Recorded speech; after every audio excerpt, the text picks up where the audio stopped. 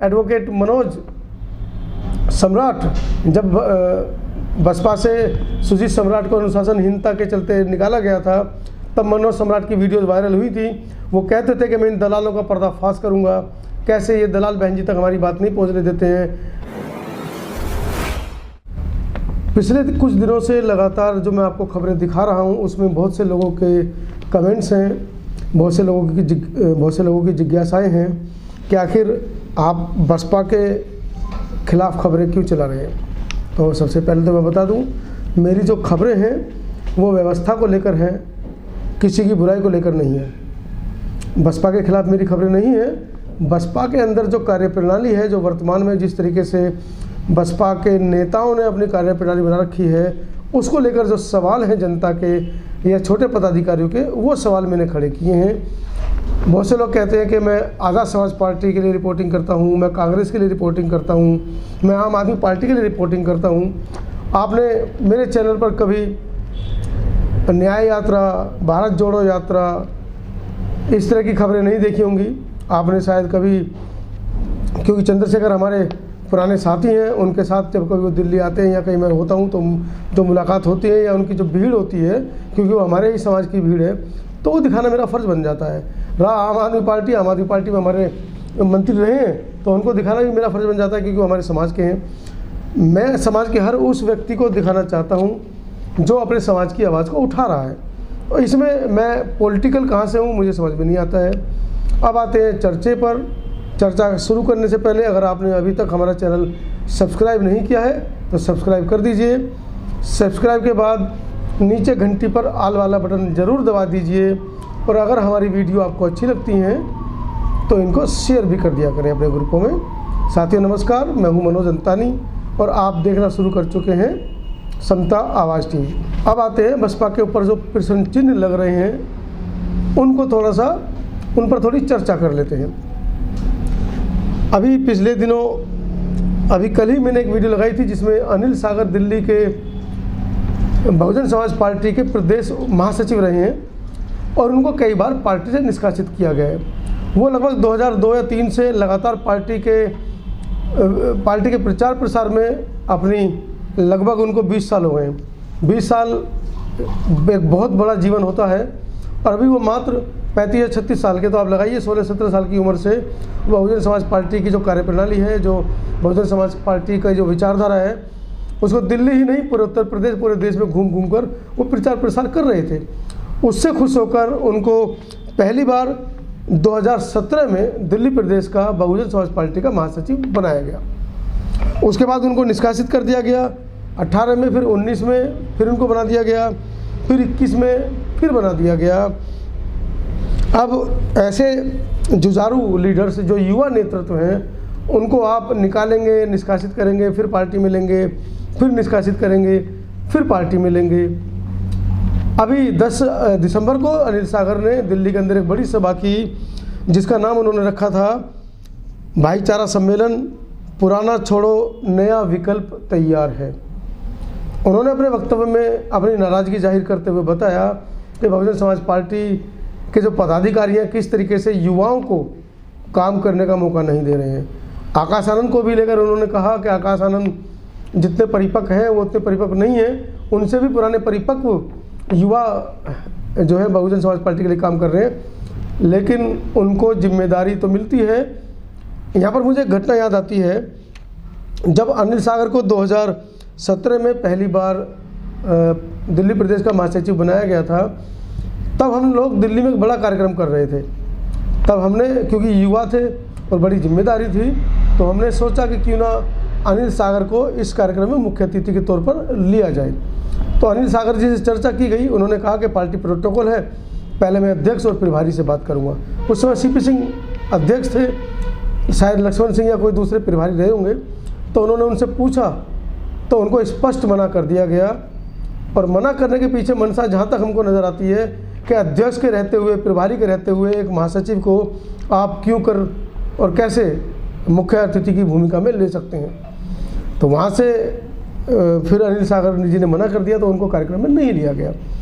अब यहीं एक तो ये चर्चा हुई अनिल सागर जी की, वहीं पर एक दूसरी बड़ी घटना निकल कर आ रही है इटावा से।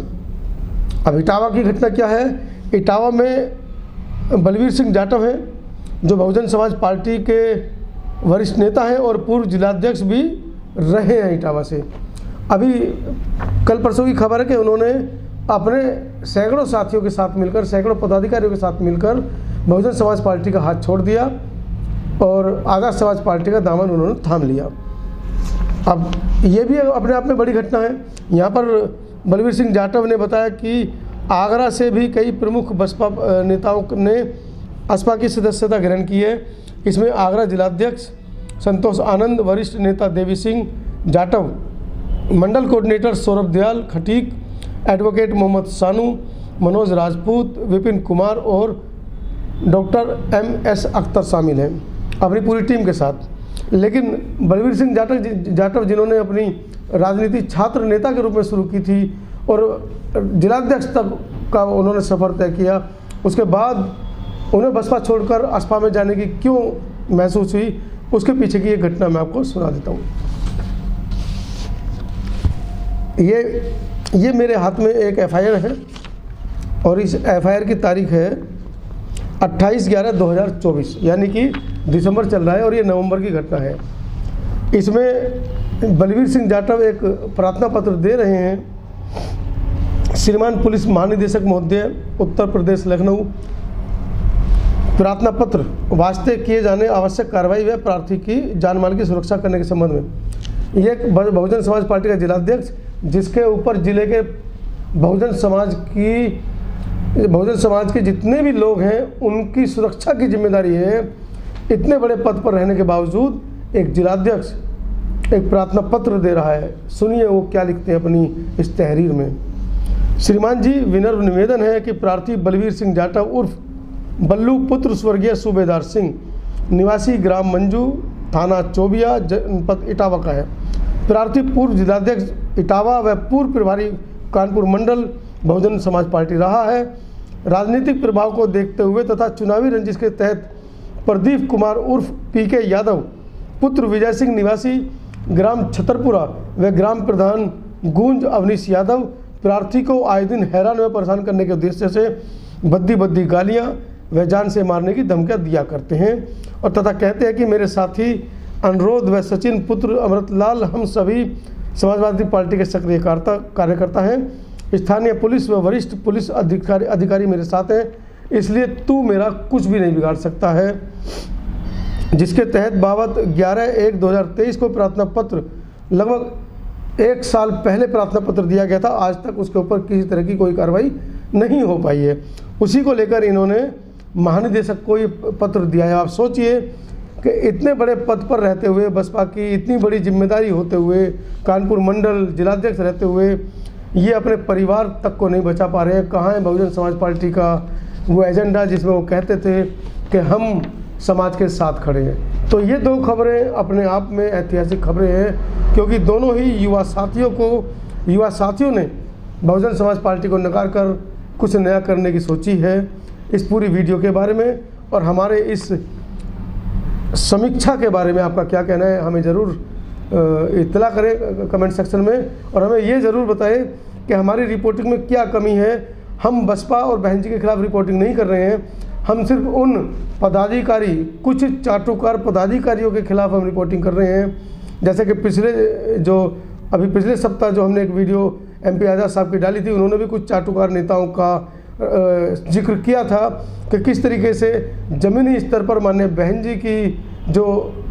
जी तक जो आवाज़ें पहुंचनी चाहिए वो किस तरीके से पदाधिकारी पहुंचने नहीं देते हैं। और ये युवा साथी जो कहा जा रहा है कि बसपा के अंदर युवा साथियों की जो तादाद बड़ी है, हम मानते हैं तादाद बड़ी है, लेकिन वो है कहाँ, वो दिख कहाँ रहे हैं।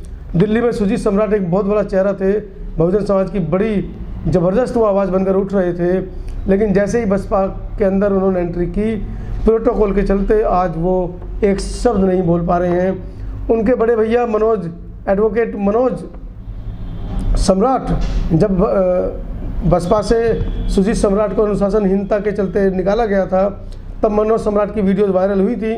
वो कहते थे कि मैं इन दलालों का पर्दाफाश करूंगा, कैसे ये दलाल बहन जी तक हमारी बात नहीं पहुंचने देते हैं, बहन जी से मिलने के पैसे मांगते हैं, इस तरह के आरोप उन्होंने लगाए थे। लेकिन जैसे ही सुजीत सम्राट की पुनः वापसी बसपा में हो जाती है, उसके बाद से आज तक ना तो मनोज सम्राट का कोई वक्तव्य आता है, ना ही सुजीत सम्राट की तरफ से कि उन्हें क्यों निकाला गया, क्या निकाला गया, कैसे, क्या पूरा घटनाक्रम था।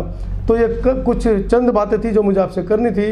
इन सभी बातों पर अपनी राय ज़रूर लिखें। इस वीडियो को बनाने का मकसद मेरा किसी भी व्यक्ति जाति विशेष को टारगेट करना नहीं है, जैसे कि इसके अंदर यादव समाज के ऊपर FIR दर्ज की गई है। मेरा उद्देश्य मात्र आप लोगों को सुरक्षित करना है। समता आवाज़ TV की ये सोच रही है कि कैसे हमारे बहुजन समाज के लोग, और बहुजन समाज के लोग ही नहीं, देश के नागरिक भी संविधान का जो छाता है उसके नीचे कैसे एक दूसरे के साथ मेल जोल के साथ रहे, गंगा जमनी तहजीब को बनाए रखें। दीजिए इजाज़त इस खास खबर के साथ। धन्यवाद।